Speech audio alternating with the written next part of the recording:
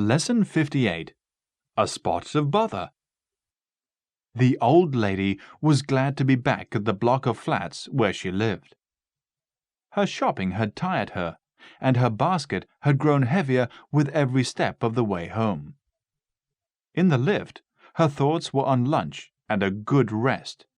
But when she got out at her own floor, both were forgotten in her sudden discovery that her front door was open.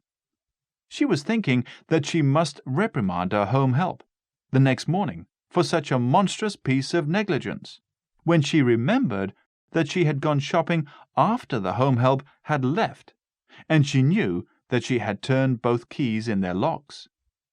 She walked slowly into the hall and at once noticed that all the room doors were open. Yet following her regular practice, she had shut them before going out. Looking into the drawing-room, she saw a scene of confusion over by her writing desk. It was as clear as daylight then that burglars had forced an entry during her absence. Her first impulse was to go round all the rooms looking for the thieves, but then she decided that at her age it might be more prudent to have someone with her. So she went to fetch the porter from his basement.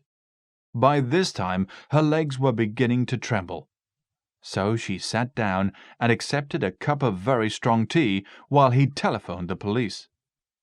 Then, her composure regained, she was ready to set off with the porter's assistance to search for any intruders who might still be lurking in her flat. They went through the rooms, being careful to touch nothing, as they did not want to hinder the police in their search for fingerprints. The chaos was inconceivable. She had lived in the flat for 30 years, and was a veritable magpie at hoarding, and it seemed as though everything she possessed had been tossed out and turned over and over. At least sorting out the things she should have discarded years ago was now being made easier for her. Then a police inspector arrived with the constable, and she told them of her discovery of the ransacked flat.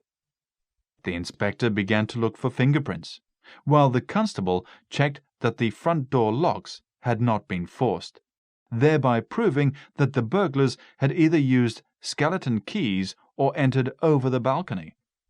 There was no trace of fingerprints, but the inspector found a dirty red bundle that contained jewelry, which the old lady said was not hers. So their entry into this flat was apparently not the burglar's first job that day, and they must have been disturbed.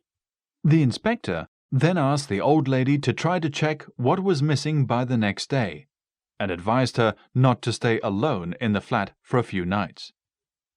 The old lady thought he was a fussy creature, but since the porter agreed with him, she rang up her daughter and asked for her help in what she described as a little spot of bother.